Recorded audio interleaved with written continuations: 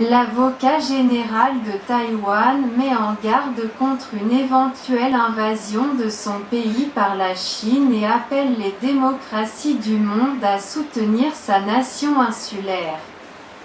Je suis très préoccupé par une future éventuelle invasion chinoise contre Taïwan, a déclaré l'avocat général, l'ambassadeur James J. Calley, directeur général du Bureau économique et culturel de Taipei à New York. La Chine n'a pas renoncé à l'usage de la force contre Taïwan.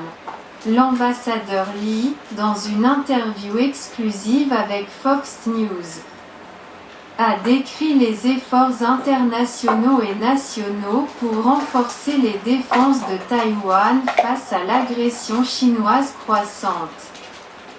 De nombreux experts militaires estiment différents calendriers pour une éventuelle invasion.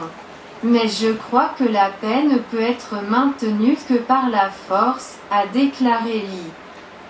Il a salué la démonstration de soutien du président Biden à la nation insulaire indépendante lorsqu'il a récemment déclaré à 60 minutes que les troupes américaines aideraient à défendre Taïwan en cas d'attaque chinoise.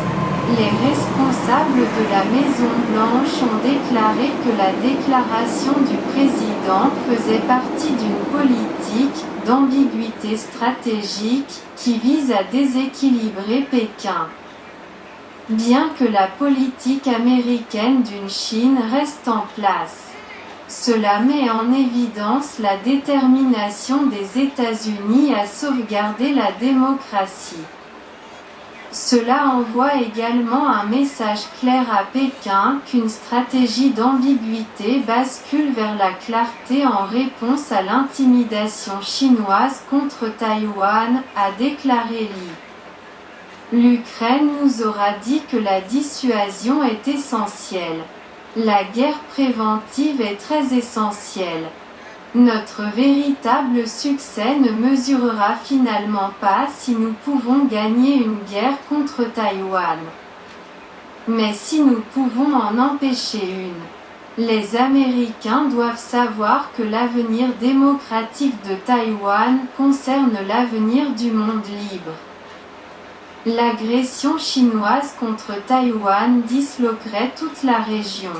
Par conséquent, nous devrions considérer Taïwan non pas comme l'objectif ultime de la Chine, mais plutôt comme le premier domino dans la quête de domination régionale et mondiale, a déclaré Lee. La Chine a multiplié les provocations contre Taïwan, qui se considère toujours comme son propre territoire.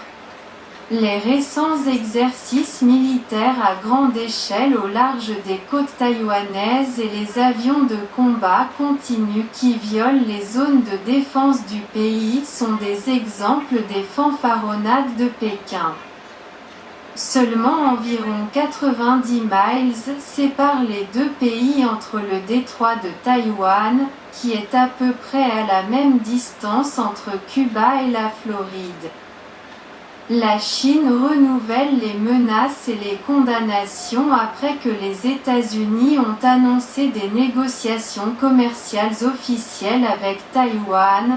Les États-Unis et Taïwan devraient utiliser cette crise comme catalyseur pour avancer plus rapidement vers un partenariat de sécurité constructif, a déclaré Lee.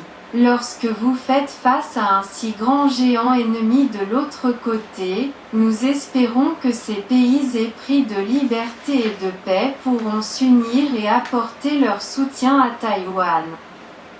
Nous en avons besoin. Lee a également rallié le soutien à New York pour sa nation et a cherché à étendre son rôle aux Nations Unies. L'Assemblée générale des Nations unies a expulsé Taïwan en faveur de la Chine communiste en 1971.